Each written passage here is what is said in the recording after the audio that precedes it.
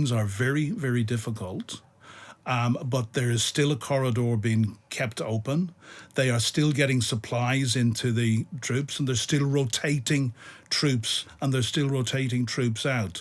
The Russians are certainly in parts of the city, and Sean tells me it's now street-to-street fighting, very much as it was in Mariupol, where, of course, Sean fought to the bitter end. And, you know, the article that you mention, Sean likens Pokrovsk to the farmhouse at Waterloo. Yeah. And, you know, the Russians are taking it very, very slowly, but at the most enormous cost. Hello and welcome to Frontline with me, Philip Ingram. Now, today on day 1358 of Vladimir Putin's 10-day special military operation or full-scale invasion of Ukraine, we're very fortunate to be talking once again to Cormac Smith. Now, Cormac is an Irishman, but he's a former British diplomat to Ukraine, and you worked with the Ukrainian government specialising in communications, and you're a regular contributor to Defence on the Brink and a regular guest on Frontline. Cormac, welcome back to Frontline. It's always a pleasure to come into this studio, Philip. It's great having you in here. And, you know, there's lots going on. Ukraine seems to have dropped off the headlines for a bit, and we'll come on to some of the things that they're talking about on the front lines that are there. But something that you brought to my attention and I'd seen on different posts was an article that was put out by the former commander of the Ukrainian Armed Forces, General Zaluzhny, who is now the Ukrainian ambassador to the UK. And he brought an article out about how words were now a weapon. And the article is quite interesting. Do you want to sort of give us a bit of an overview as to what it is and your thoughts? Yeah, indeed. Look, the article is very interesting, and it's interesting for a number of points. One, it's very, very unusual for an ambassador to publish an article in the press of a different country. So we would assume that that has been agreed with the ambassador in the United States, and I would presume with Bankova, which is the presidential administration back in Kyiv also. But it's a very, very interesting article, and it basically tells us what we have actually known for many, many years, and what our leaders seem to not, the lesson our leaders seem to not want to learn. And that is that the only way you can deal with Russia is from a position of power. And, you know, Valery Zaluzhny, who was obviously the former head of the Ukrainian military, went to diplomatic school in 2019, and he thought it would be a nice break and it would make a change from fighting on the front line. And what he learned was that actually dealing with Russia, that diplomacy was simply another front for them. Can I give you a couple of quotes from the article? Yeah, please do. Philip, that I just thought were really interesting. And there's two I picked out. Russia's negotiators, the diplomats, like their generals, fight to exhaust, confuse and divide. Their aim is not peace, but delay, not compromise in pursuit of accord, but conquest through deception. And one other quote that I picked out that I thought, how long have we been hearing about this? The Russians test endurance, exploit empathy, and interpret every gesture of goodwill as weakness. The only language the Kremlin respects is consistency backed by power. And this brought to my mind something that the foreign minister that I worked for in Ukraine between 2016 and 2018, Pavlo Klimkin, said to me one day. He said, Cormac, we have a saying in Ukraine, you get more with a kind word and a gun than a kind word alone. But Philip, my question back to you is, why is it 2025 and our supine leaders are still seemingly not learning this lesson when dealing with the Kremlin? Well, you know, that's a very good question, because I remember seeing an interview with, I think it was Henry Kissinger, who was discussing the way the Russians negotiate and the tactics that they use, and he came out with almost exactly the same words. And therefore it's something that every administration in the United States and every leader in the United Kingdom I've realised for years. It's something that we have discussed in the pub and elsewhere. The way the Russians approach negotiations and the way they use information and the way, at the heart of their doctrine, they have maskirovka, which is all about masking and throwing people's attention somewhere else. And then Vranya, and Vranya just means to lie. We saw that very classically whenever you had Colonels Chepiga and Mishkin interviewed by RT after they had been accused of carrying out the Novichok attack in Salisbury. The two GRU officers, and they turned around and with straight faces said they only visited Salisbury because they wanted to visit the very famous spire in the cathedral. But there was too much snow on the ground, so they had to leave very quickly, with one of them coming from Siberia. Salisbury at that time had, I think, 3 or 4 millimetres of snow, which for someone who grew up in Siberia must be really, really difficult. But barefaced lies. And that's part of their doctrine and the way they do things. Philip, I'm not a great linguist, but one of the first things I learned when I was out in Ukraine between 2016 and 2018 is the Russians are one of the few people that have in their language, they have 2 words for truth. Mm-hmm. They have pravda, which can be generally understood as convenient truth. Mm-hmm. And they have ishtina, which is truth of the heart. Mm-hmm. Guess which we are exposed to all the time.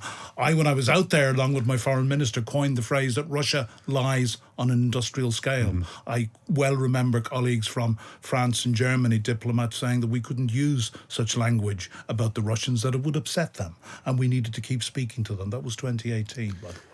And again, the Russians will be sitting and laughing at us whenever they see us trying to be diplomatic in our use of language, because they only understand things from a blunt perspective, and that blunt perspective is usually backed up by blunt force where appropriate. But one of the other things that struck me about the article from General Zaluzhny, or Ambassador Zaluzhny as he is now, is him talking about being a soldier and not realising the importance of language and the link to diplomacy. And I've always understood and been brought up that war is diplomacy by other means, and therefore the two are linked. They're not separate activities.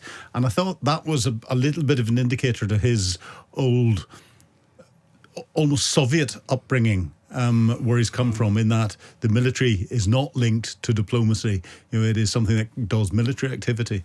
And I thought it was interesting to hear that coming from the top man in the Ukrainian military as he was, and now him publishing that out. I do think that the Ukrainians are learning. I don't know what you're picking up.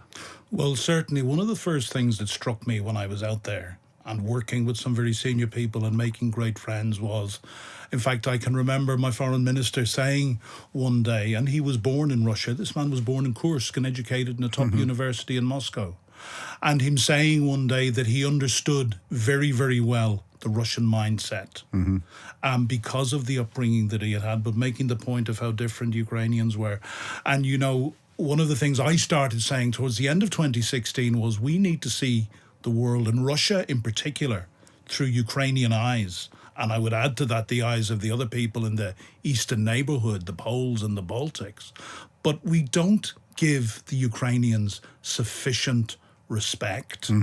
And that's what really jumped out of reading that article by General, or as you say, Ambassador Zaluzhny, was when are we going to start listening to the people who really understand the Kremlin, not just who have been fighting them for the last 11 years. Remember, this war started in 2014.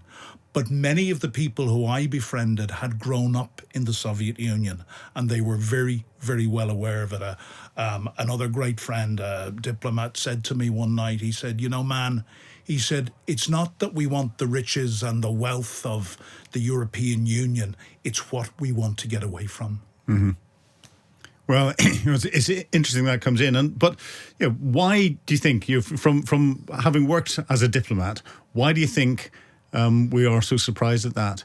Whenever Ukrainian and Russian are two different languages, they're elements of the same, and the Ukrainians a lot of them speak Russian. But we just look at the differences that there are in the United Kingdom between Northern Ireland, Scotland, Wales, and England, and even in different parts of England between the Geordies in the north. Apologies, the sand dancers around Sunderland. I do know the difference. And those that are from the south, or those that are in Cornwall, and those that are from the southeast. And then we look at the differences that are between English-speaking nations, between United States, Canada, Australia, New Zealand, United Kingdom, etc. And we can see the cultural differences. Why couldn't we see the cultural differences there are between the Russians and the Ukrainians then? I bring it back to my youth, Philip, and when I was growing up as a very enthusiastic track and field athlete. And a lot of my heroes at the time were from the USSR. But actually, we referred to them as Russians. I remember one example, the great hammer thrower, Yuri Sedik, who still holds the world record. He was a Russian. I remember another example, the great super heavyweight weightlifter, Anatoly Pisarenko. Yes. He was Russian. No, he wasn't. Both were actually from Kyiv. And, going back further, there were so many names. I sat down one day and I started looking at some of my heroes of yesteryear. And it was this ignorance on our part that we just assumed that everybody from the 15 Soviet Socialist republics that made up the USSR. I also, of course, I was a javelin thrower in my day, and one of the greatest javelin throwers of all time was Janis Lusis, the Russian. No, he wasn't. He was Latvian. And of course, in my own modest sporting career, I bobsleighed internationally, and this was at the time before the Soviet Union fell apart. And I found out that actually the Soviets always got their best bobsleighers from Latvia. And indeed, on the night that the border was open, not the night the wall was torn down, but the night before Christmas, when the border was open, I was in a hotel bar in East Germany getting drunk with the Latvian bobsleigh team. One of those places that you will never quite forget where you were when it happened. Somebody came into the bar to tell us that the border had been opened, and our journey out of what was then East Germany was an awful lot easier than it had been coming in. So I just think it's an arrogance. I mean, that was 30 years ago, 35 years ago, but it's an arrogance to not give the Ukrainians, the Baltic states, and these other great peoples who have been through so much more in the last 80 years than we have. It's an arrogance not to give them the respect they deserve. And, this might make me unpopular among some former colleagues if they hear this. But what I got in my, and I was a one-time diplomat, but what I got in my diplomatic career was a lot of people, and not all, Brits, Americans, Canadians, French, Italians, with this arrogance to go out and say, if you do it the way we do it in London or Paris or Rome or Washington, D.C., then it will automatically be better, not realizing that, you were dealing with and working with some of the most educated and sophisticated people. I mean, most of my colleagues in the ministry spoke 5 or 6 languages, but also people that had a real toughness about them, that had been through times, real hard times, and their parents had been through real hard times, being under the Russian boot, because the Soviet Union was never more than a Russian empire, being under the Russian boot. And I had so many conversations with friends late into the night over the whiskey or the vodka or the beer or whatever it was, telling family stories of people that went to the Gulag and never came back, or people that went to the Gulag and came back after 20 years, broken people. And I've said this before, we need to give the Ukrainians more respect, and we need to learn to see Russia through Ukrainian eyes. And actually, maybe we need a little bit of humility. Maybe we need to say to the Ukrainians, please tell us where we're going wrong. Well, I think the Ukrainians are now proving that they're the most combat-aware troops in Europe. And for those that are listening, a quick aside, Cormac was in the Irish bobsleigh team before he was then in the British bobsleigh team. But in the Irish bobsleigh team, just think of Cool Running but with Shamrock. I absolutely no. I'm not going to let that lie, Mr. Ingram.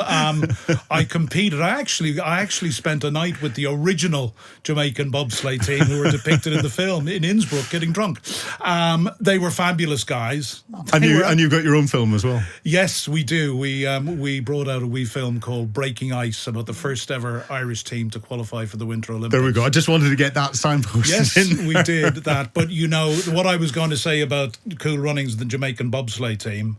I competed against them in 3 competitions, and I beat them in 3 competitions. Excellent. And 2 of those competitions were World Cup events. But they were fantastic guys. Yeah, fantastic. Well done. There's not as much. There's slightly more snow in Ireland than there is in Jamaica, but certainly no bobsleigh runs. But getting back into the information game, and coming slightly closer to home in the conflict in Ukraine, everything is focused at the moment on what's going on around Pokrovsk.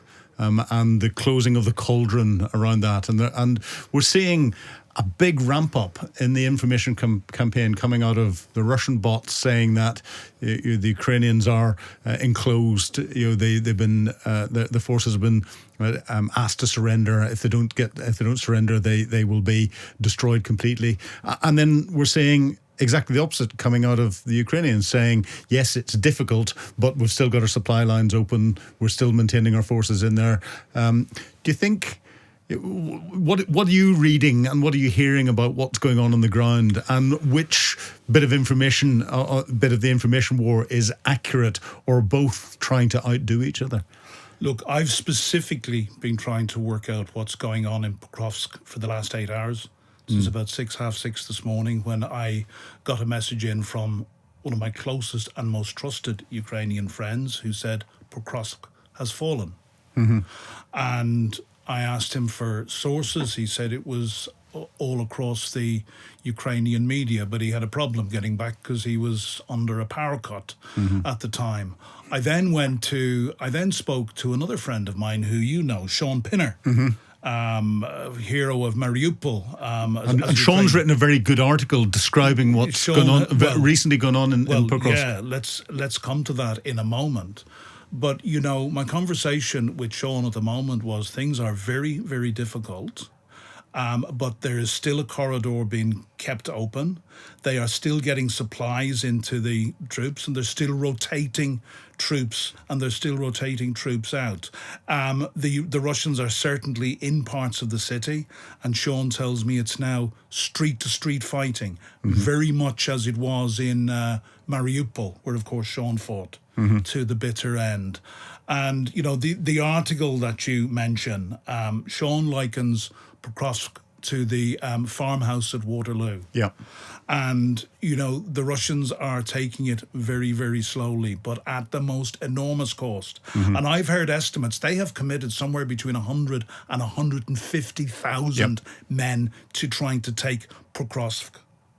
And they are losing between 700 and 800 men a day, either killed or seriously wounded.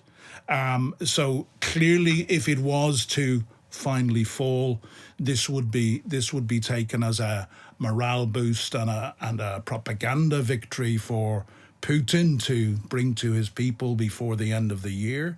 It would also, there is no doubting that it would be a morale blow for Ukraine. But I think it's more important. And, when I was speaking to Sean, he said something to me this morning. In fact, he said, here's a good soundbite for you. So I will credit Sean. And he said, in almost 4 years of the special military operation, we are only 2 months less than the Second World War, where Russia fought against the Nazis. And 2 months before the end of that war, Russia was already on the outskirts of Berlin. They have probably advanced 10 miles towards Pokrovsk in the last year, and at the most enormous cost. So Pokrovsk is bleeding Russia dry. It is buying, I believe, and certainly after speaking to Sean, and I think Mariupol did this as well, it's buying vital time for the Ukrainians elsewhere. But there's no, as I said, I've been trying to I'd be very interested to know your opinion on it. But I've been really trying to work this out this morning. Very, very difficult. But I think there's a huge amount of disinformation out around there, which it's very hard to get clarity on it. No, you're right. There is a huge amount of disinformation. And again, from what I'm seeing is there isn't a linear front line. So the Russians can say they've captured this building, and it looks as if it's in the middle of a few hundred extra meters of Ukrainian territory, but actually it means 4 or 5 men have got forward and put a little flag in the building. It doesn't mean that they've captured everything up to there. And the Ukrainians say, no, you haven't, because we're in this building, which is 150 meters into what's on someone's map as Russian territory, and that's what's causing the problem. We've now got a front line that is dotted with little pockets, and each side is on each other's side within the little pockets, and that's just the nature of where warfare is going. And when it comes to, from a military planning perspective and a military operational perspective, Pokrovsk for the Ukrainians is useful because it's fixed the Russians. It's fixed them psychologically, it's fixed them militarily, and the Russians have clearly decided, for whatever reason, they have to capture it. And it's face-saving. Whilst the Ukrainians can still fix the Russians in doing that and not then give them an advantage to start a manoeuvre elsewhere, they'll stay, provided the Ukrainian losses are manageable and they can continue with that. And that's what they did in Mariupol. That's what they did in Bakhmut. They're doing it now in Pokrovsk, and they will have decided where the next place is if they have to fall back and do that, because it's buying time. And the one thing Ukraine has got in the east, around in the Donbass, is space to trade for time, and they don't want to, because it means giving a bit of territory up, but only temporarily. And they'll do that, provided they make good use of that time. And they're making good use of that time to cause massive casualties to the Russians in the front line, but more importantly, to attack Russia's ability to continue to prosecute the war by attacking its ability to fund it, logistically supply it, manufacture more weapons and capability. And we're already seeing the Russian economy beginning to creak. And there are a few signs that Putin is getting slightly concerned about the effect it's having at home. And we're seeing that translating into Russia attacking Ukrainian power infrastructure because Ukraine is attacking Russian infrastructure. What do you make of the information that's coming out around those sorts of that level of warfare? So lifting up from the front line to this operational level. I think very simply, Russia attacks Ukrainian civilians and civilian infrastructure, while Ukraine is focusing very much on Russia's energy infrastructure, which makes, huge sense. Because the last time, and I haven't got up-to-date figures today, but the last time I looked at the figures about a week ago, despite the sanctions, Russia was still earning in the region of $20 billion a month from export of their oil. What Ukraine has done now, it has taken probably in excess of 40% of Russia's oil refining capacity offline. And this is where they have turned the massive size of the Russian Federation against it, because Russia is such a vast country that they simply cannot defend all parts and where they have their oil refineries located. Hardly a night goes by that we're not hearing a report of another successful strike on an oil refinery. So this will be hurting Russia a lot. It's over a month now since we heard that Russia was starting to import petrol. And I was looking at some of the economic figures. The IMF projections are down to Russia's economy to grow by somewhere in less than 1%, somewhere in the region of 0.7% next year. Obviously, Russia's own projections are significantly better than that, but we've just spent quite a bit of time talking about how Russia lies on an industrial basis. The question for me is, how long there has been discussion about when would the Russian economy fail. I don't think there is any question that sooner or later, if the pressure can be kept on, and if we in the West enable the Ukrainians to keep the pressure on, the the Russian economy does not have endless resources. And I think there's a very, very smart policy or strategy at the moment to attack their economy, which is what feeds their war machine. Remember, Russia has been described as a gas station with nukes. Well, the gas station is running out of gas at the moment, and that has got to be causing them severe problems. But you know, the biggest problem for me, Philip, I was at a meeting last night. I run a charity in my local community, and one of the volunteers who works with me said, "Cormac, what's happening with Ukraine? We see nothing about Ukraine in the news at the moment, and it has all but disappeared from our news channels." And I've said many times before that this is probably the war in history where the information sphere is more important than any before it. And I'm afraid that Ukraine and the West, we are not winning that information war at the moment. That is what I very much fear. Well, it's interesting. Yesterday, President Zelensky said that he accused Putin of seeking false victories through hybrid warfare and information. But you're right. It's critically important that we keep Ukraine in the headlines. And this is why it's a real pleasure talking to you on Frontline. And thank you for talking to me today. Thank you, Philip.